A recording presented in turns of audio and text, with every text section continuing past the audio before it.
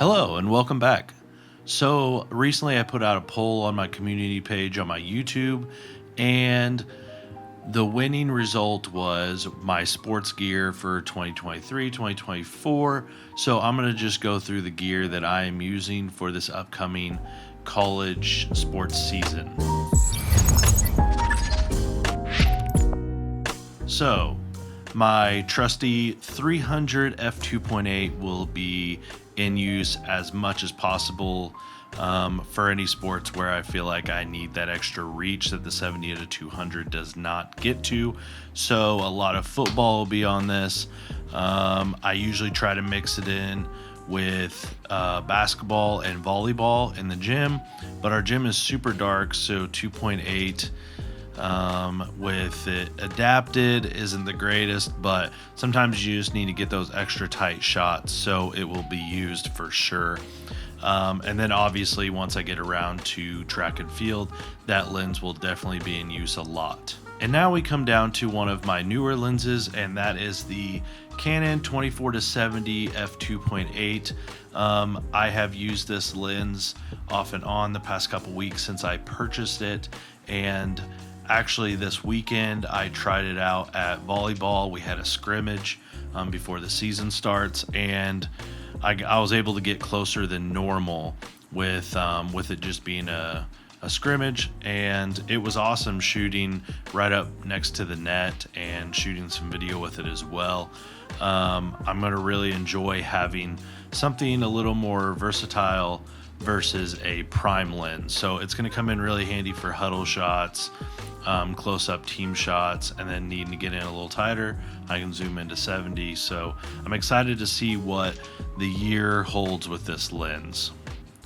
And then we move over to the 70 to 200. It's the f2.8, it's the RF, no more adapter to use the 70 to 200.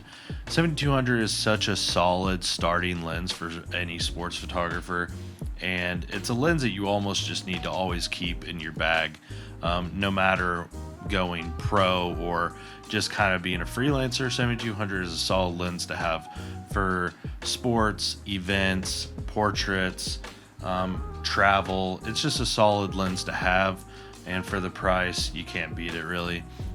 They do start out a little pricier now that we're getting mirrorless and RF, but it's a lens that you can use for almost literally everything. So I'm excited to try. I'm excited to see how well this lens works without having to use an adapter like I've been using for the EF model. But I shot some cross country and volleyball this weekend, and it's solid. The autofocus is super quick on the Canon R6 with the 70 to 200. So that is pretty much the extent of my sports setup for this coming up year. There is one lens, which is what I'm using right here. It's the 16mm f2.8. It's a super budget friendly RF lens, and it's going to be used for just some specialty stuff if I want to get super close and get a wide angle up on a player's face, or any just unique shots, maybe a super wide shot of the stadium on a football game night when it's full. So I'll use that for that possibly, unless I have the 24-70. 24 I know is wide enough, but I think the 16 would add that pop to the image, being super wide and picking up more of the sky and the field in case we have a good sunset.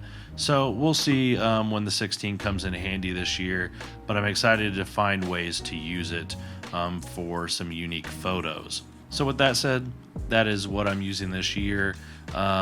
Before I forget, the two camera bodies I'll be using are the Canon R6. I have one here, one there. I haven't thought about really upgrading to the R3. I'm kind of hoping that an R1 or whatever they're going to go with for the name for their pro body will come out soon. I don't know if there's any news about it already, and I'm just behind, but I'm going to be keeping an eye out for that and maybe upgrading down the road on at least one of the bodies, or even seeing if it's worth going from the R6 to the R6 Mark II, but we'll see. But for this year, what you see is what I'm using besides the R6 I'm using here with the 16, and that will probably be it. All right, well, that is the gear that I'm gonna be using this year. I'd appreciate it if you would like and subscribe, and I'll see you all next time.